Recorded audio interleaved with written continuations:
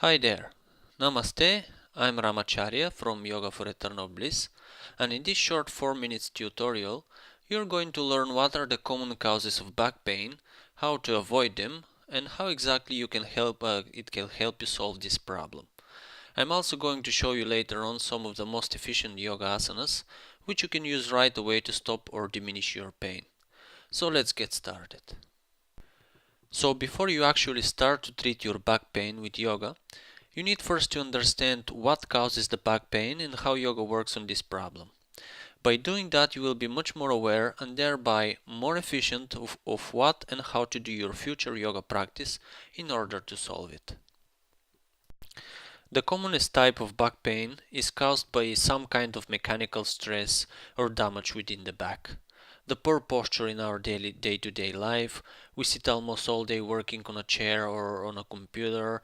We drive our car seated, or if we have to remain standing most of the time. Since we are biped, the center of gravity is very narrow for a fairly small zone, so the brunt of the weight of the entire body has to be borne almost entirely by the spinal column alone. Now, what makes it possible for the spinal column to do all that and still remain healthy are its degree of flexibility and the highly complex organization of various anatomical structures such as bones, discs, ligaments, tendons, nerves, blood vessels, and strong muscles.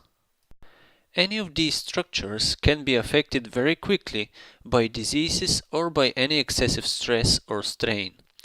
These diseases can be caused, as we said earlier, by poor posture or by excessive stress, both physical or psychological, aging problems, and mechanical damage.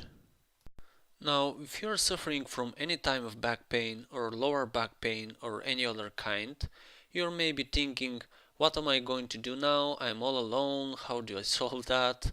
Well, don't worry, because first of all, you're not alone. I'm here to help you.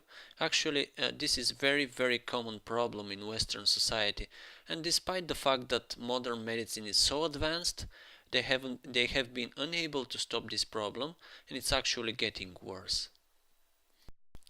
At any one time, 30 to 40% of the population have back pain, and between 85 and 90% experience it in some time in their lives. It affects both sexes and all ages from children to the elderly, but it's most prevalent in the middle years.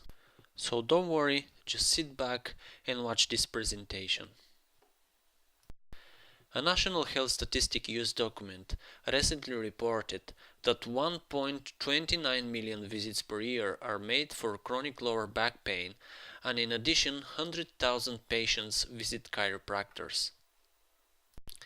52,500,000 office visits are made for physiotherapy per year, and 2% of severe hospitalizations are for back pain. Also, the amount of working time lost due to back problems has increased enormously in the recent years. The document revealed that about 10 million working days per year in England and Wales are lost.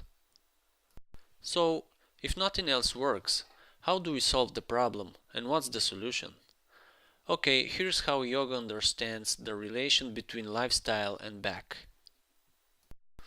According to yoga, the majority of the chronic causes of low back pain are related non-specific causes, or in our case, related to modern lifestyle.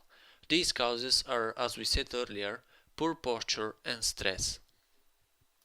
The solution for the first one is much less complex than the second one, and it involves awareness and correction of posture while standing, sitting, and lying down, and of course regular exercise or the yoga asanas, which we will discuss later on.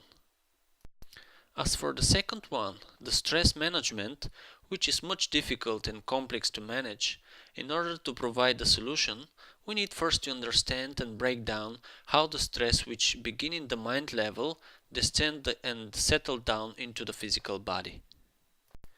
Here are the 5 aspects of our body and the definition of stress according to yoga.